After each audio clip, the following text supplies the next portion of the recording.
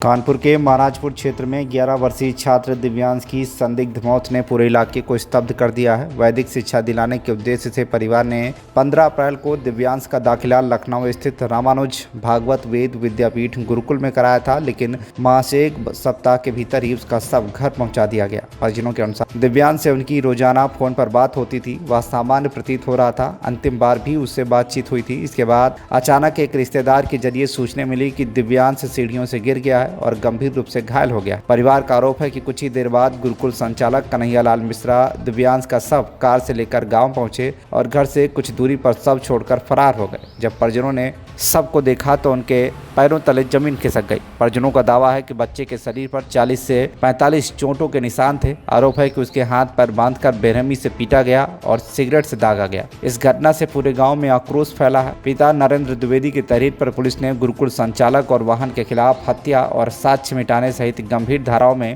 मुकदमा दर्ज कर लिया है। सबको पोस्टमार्टम के लिए भेज दिया गया है। पुलिस पूरे मामले की गहनता से जांच कर रही है। छोटा बच्चा जो लखनऊ में के गुरुकुल में पढ़ने गया था, लगभग एक सप्ताह पहले ही उसका एडमिशन कराया गया था।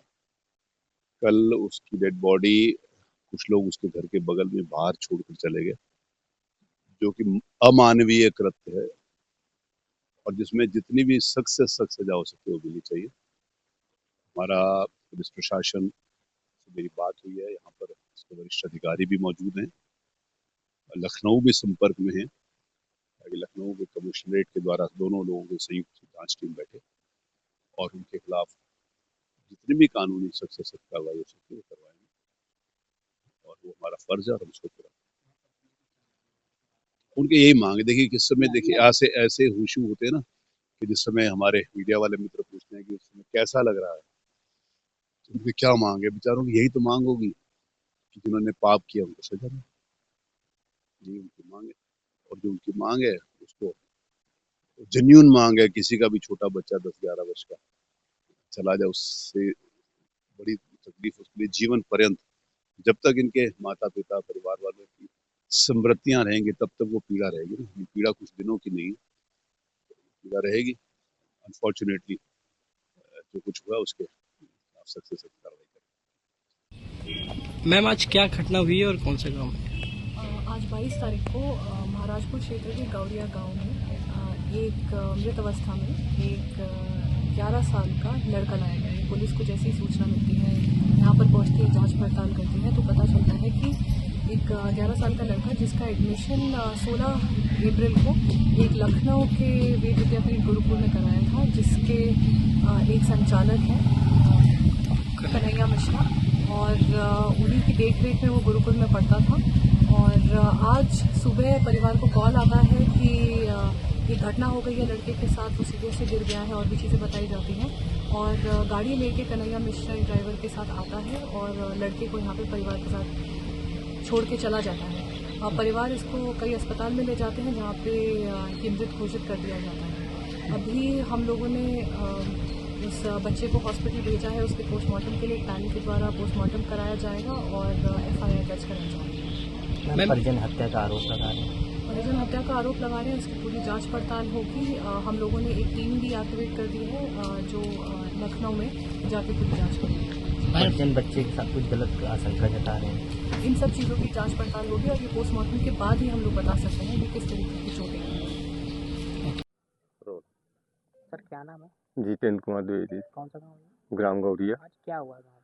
आज हम सुबह गेहूं के खेत से काट बांध के आए तो हमको ये पता लगा कि हमारा भतीजा जो है बीमार है, जिसको 15 तारीख को सोने गुरुकुल स्कूल में गई थी लड़की। गुरुकुल कहाँ पर? लखनऊ में। अब ये पता हमको नहीं मालूम किस जगह उस लड़की का उनके मालूम है, लेकिन वहाँ से पता चला हमको कि वो बीमार है, तो वहाँ से अस्पताल इलाज कराने के लिए लाए हैं। तो हमारे भतीजे शैलेंद्र कुमार ने हमको बताया कि कहाँ ला रहे हैं, तो कि सरसौल लिए जा रहे हैं, तो जिसमें कहा कि रक्षा हॉस्पिटल में इसको भर्ती कराओ। तो फिर पता चला कि रक्षा से जवाब हो गया, इसको रेजेंसी लिए जा रहे हैं। तो मतलब सही हालत है रेजेंसी में। तो हमने कहा उधर हम इस समय ड्यूटी जा रहे थे, तो जगह पर जब पहुँचे तो हमको लड़के ने बताया कि वो ख़त्म हो चुका। तब वहाँ से हम वापस आए तो यहाँ देखा उस बच्चे का शरीर कि जो कि मार के चोट के और सिगरेट जैसे जलाए हुए कटे हुए बदन में तमाम प्रकार के चोटें के निशान मिले और लाने वाला छोड़ के यहाँ से जा चुका था।